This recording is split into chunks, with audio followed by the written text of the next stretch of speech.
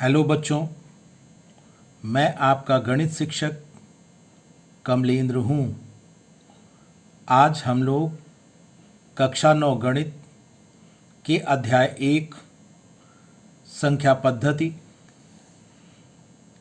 के अंतर्गत आपकी गणित की किताब की पेज संख्या 28 पर दी गई प्रश्नावली 1.5 की प्रश्न संख्या 3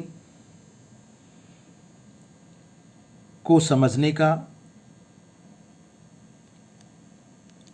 और उसके हल को भी समझने का प्रयास करेंगे।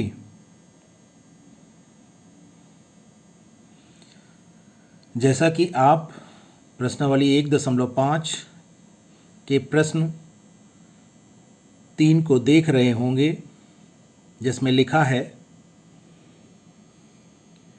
आपको याद होगा कि पाई को एक वृत्त की परिधि मान लीजिए C और उसके व्यास मान लीजिए D के अनुपात से परिभाषित किया जाता है, अर्थात पाई बराबर C/D।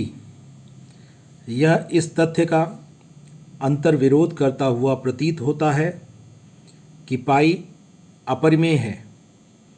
इस अंतर्विरोध का निराकरण आप किस प्रकार करेंगे?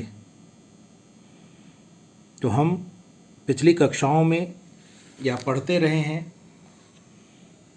कि पाई बराबर वृत्त की परिधि बटे उसका व्यास होता है। यह एक सूत्र की तरह हम लोगों ने पढ़ा है। यहाँ पर उसे ही पाई बराबर C/D के रूप में लिखा गया है। इस सूत्र को देखने से यह लगता है कि जैसे पाई P/Q के रूप में है, और हम जानते हैं कि वे सभी संख्याएं जो P/Q के रूप में लिखी जा सकती हैं, जहां P और Q पूर्णांक हैं और हर Q 0 के बराबर नहीं है, ऐसी सभी संख्याएं परिमेय संख्याएं होती हैं। इसी कारण यह अंतर्विरोध होता हुआ हमें यहाँ पर प्रतीत हो रहा है कि जैसे पाई एक परिमेय संख्या हो, जबकि हम उसे अपरिमेय संख्या के रूप में मानते आए हैं। परंतु हमें यह समझ लेना चाहिए कि इस सूत्र में C और D पूर्णांक हैं या नहीं, यह हम निश्चित रूप से नहीं कह सकते, क्योंकि जब भी हम किसी वृत्त की परिधि या उसके व्यास को किसी मापक यंत्र के द्वारा मापते हैं,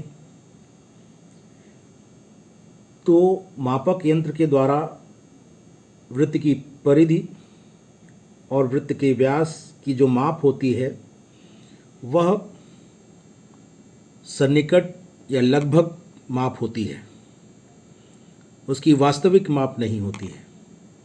क्योंकि हम जानते हैं कि प्रत्येक मापक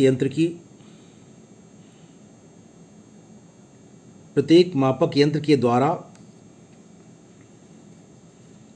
जो भी माप ली जाती है, उस माप की यथार्थता की एक सीमा होती है,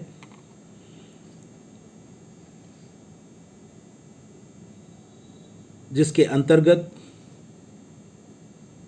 ही उसकी माप सही होती है, और उसकी इसी यथार्थता की सीमा को हम उस मापक यंत्र की अल्पतमांक कहते हैं। इस प्रकार हम यह कह सकते हैं कि किसी भी मापक यंत्र के द्वारा मापी गई वृत्त की परिधि और उसके व्यास की माप को हम वास्तविक माप नहीं कह सकते, और साथ ही साथ हम यह भी नहीं कह सकते कि C और D में कौन सी अपरिमेय संख्या है, क्योंकि ऐसा हो सकता है कि C और D में केवल एक या फिर दोनों ही अपरिमेय संख्याएं हों, अर्थात C और D के दशमलव प्रसार अशांत अनावर्ती हो सकते हैं और C और D में कौन सी संख्या अपरिमेय है, हमारे लिए यह निश्चित रूप से कह पाना संभव नहीं है। परंतु हम यह अवश्य कह सकते हैं, चूँकि पाई अपरिमेय संख्या है, इसलिए C और D में कम से कम एक अपरिमेय संख्या अवश्य होगी, और तब पाई इस सूत्र के माध्यम से भी एक अपरिमेय संख्या सिद्ध हो जाएगी। इस प्रकार हम इस अंतर्विरोध का निराकरण कर सकते हैं। इस वीडियो में आपने प्रश्न संख्या 3 के हल को समझ लिया होगा। यदि कहीं पर आपको कोई कठिनाई आती है तो आप मुझसे अवश्य पूछें। प्रश्नावली 1.5 के शेष प्रश्नों को आप हल करने का प्रयास करें